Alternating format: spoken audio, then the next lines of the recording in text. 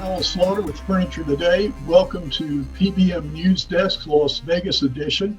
In this segment, we're going to be talking with President and CEO of Leather Italia USA, Michael Campbell. Michael is going to be out there in force at Las Vegas with his team. And word is there's going to be less attendance maybe than usual, but it doesn't sound like that's going to be the case at Leather Italia's showroom. Michael, thanks for joining us. Well, thank you for having me. I sure appreciate the time as always. Yeah. Michael, we were talking earlier about Las Vegas market and how it's shaping up for y'all. And you've had quite a remarkable number of in-person appointments set up. And, not just from drive-in, but from around the country. Can you talk about how many people you're expecting to see, and also, what you did to get this kind of participation in what a lot of people think will be a lightly attended market? Well, certainly. I think we've all heard that the attendance will be variable to light, so to speak. But what we did is really got behind a plan of action to understand when the confirmation was made that the Vegas market would be, certainly confirmed and moving forward.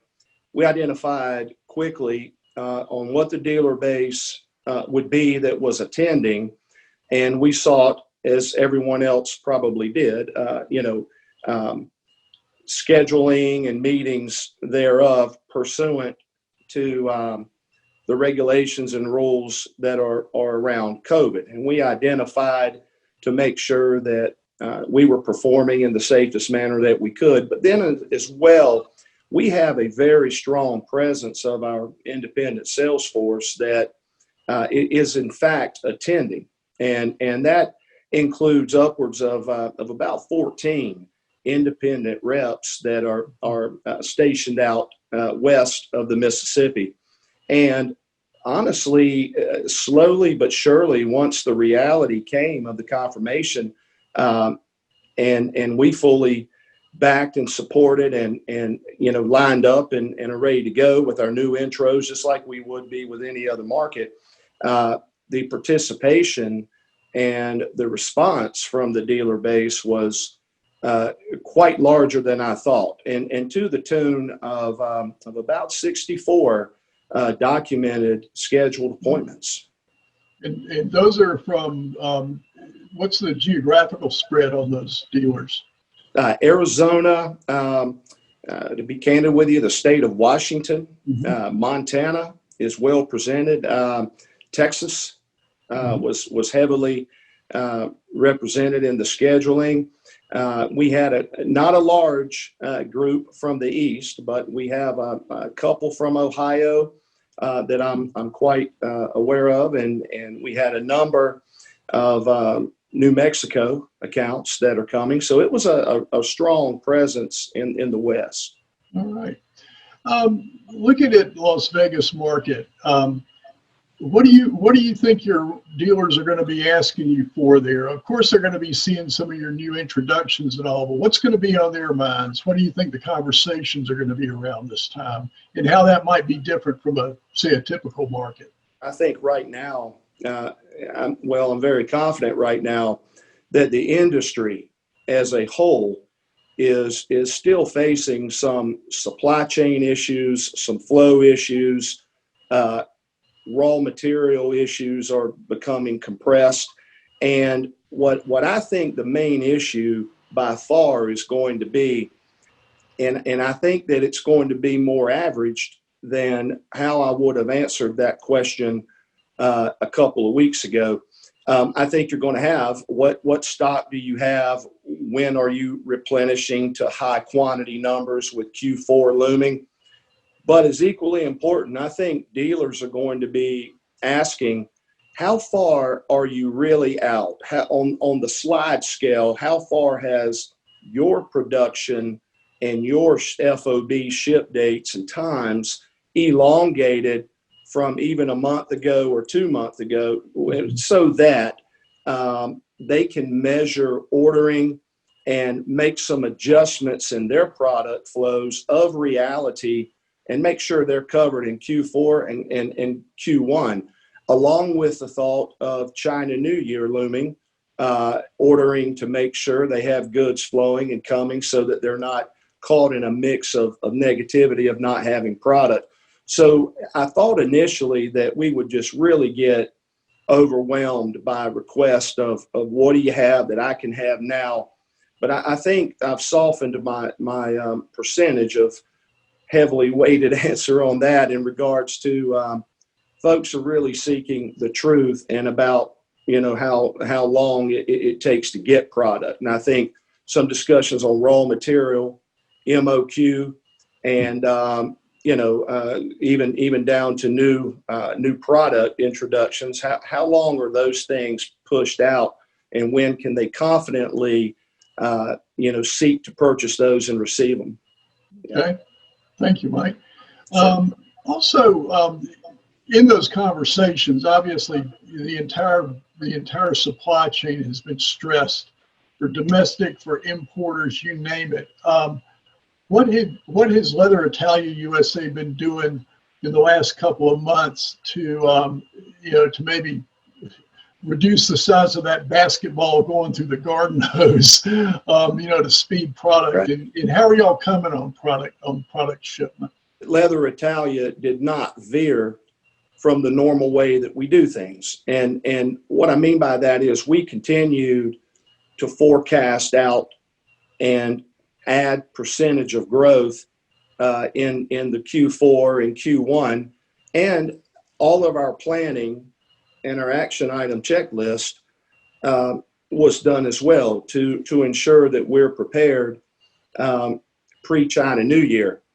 And I think that was an important step to do in April and May, and to have the vision forward to do that and the commitment to do that, because it enabled us to secure raw materials in those months, and definitely in May and June, so that we have a surplus of leathers, frames, foam, fiber, and the components sitting there that are adjacent to our trajectory and forecasted growth of shipments for Q4 and Q1 in particular.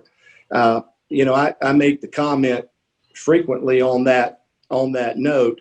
We have to think about what's ahead of us and what the future is and what we want, to happen, and try to do things correctly in the way that we have today, so that we have the best chance to get the outcome in the future for our retailers that they command and know us to be known to do. Well, I know from our previous conversations, it sounds like you guys are betting on when it comes to ordering and when it comes to flowing cans and building the warehouse, you're betting on continued demand and being in a position to take advantage of that demand. One of the things that I'm hearing is that some of the trade credit insurers are starting to draw up some of their coverage here. And, especially these days when retailers were coming out of a period where they didn't have sales, in some cases, at least brick and mortar sales for a matter of months, they're kind of cash strapped. You and I have talked a little bit about, what you guys are doing to help out in that regard with your customers. Can you talk about how you're working to protect retailers' credit worthiness? The absolute first thing that overwhelmed me when everything really became a pinnacle of issue, if you will, in April and May, primarily in our industry, when things really stopped. I wanted us and myself to think outside the box. I was having extraordinary conversations with great retailers, independent retailers, many top 100s. And there was one common denominator, if you will, that came out of each of those conversations was a lot of folks had a fear of the unknown. But I think I had an idea that that I needed to be responsible for. And I wanted, hopefully, to be credited, with the opportunity to engage upon this action and support our partners and our retailers by contacting our factoring company and actually expanding terms and working to hold their credit lines in check without any harm or infraction upon their credit worthiness or credit rating, and make sure that they were not hit with any extraordinary aging fees or percentages of extended terms, and that Leather Italia was not either. And that's not easy to do. I felt a compassion and an understanding that these retailers were facing very, very challenging times and questions to the unknown. And I think people were questioning hope at that point. And I felt that when a retailer did return, and again, I had a number of conversations, they would have more on their plate to worry about in regards to furlough of employees, key staff that was there, product mix, an abundance of overage in inventory from 60 plus days that has not been able to turn and create dollar per turn per square foot. There are a lot of things to worry about. But I wondered in my mind, how many really are worrying about the compression of credit? And I know enough about the furniture industry, I've been in it a very long time, to understand that there'll be a couple of free passes, but at some point, banks and factoring companies are going to come charging, landlords, things of that nature. So I wanted to insulate our accounts and our retailers, and it was a lot of hard work. I wrote a synoptic overview on just about every account that we had, and presented that to our factor so that they would not only know the number that they see that is printed out of a computer or an aging report, but they would know who the people were, and they would understand the significance of family names in the industry and the importance of historical years as a merchant in a state or an area. And I take a lot of pride in doing that. And we didn't run a parade around it, but every single one of our accounts, and they would tell you, they've not had one single issue from our company and our factoring partner. And if anything, I also took the advantage of that data and research and work and increased a substantial amount of credit lines, which gave us the opportunity to even do more business. I think you had to protect the retailer and your partner the best you could and challenge yourself on what are they not thinking about that could be a real grenade in their camp, so to speak. And maybe we had a little bit to do with that. Well, with so much going on, especially as they reopen, there's just fires to put out and just things that are just so front of mind. And, I know that a lot of people probably appreciated you going to bat for them. And again, I think that's, as you've said, it resulted in some more business with you. And that's what, kind of a case of enlightened self-interest, if you will. And, well done there. Thank you. Yeah, Michael, any other thoughts looking ahead into the fourth quarter as we wrap this up?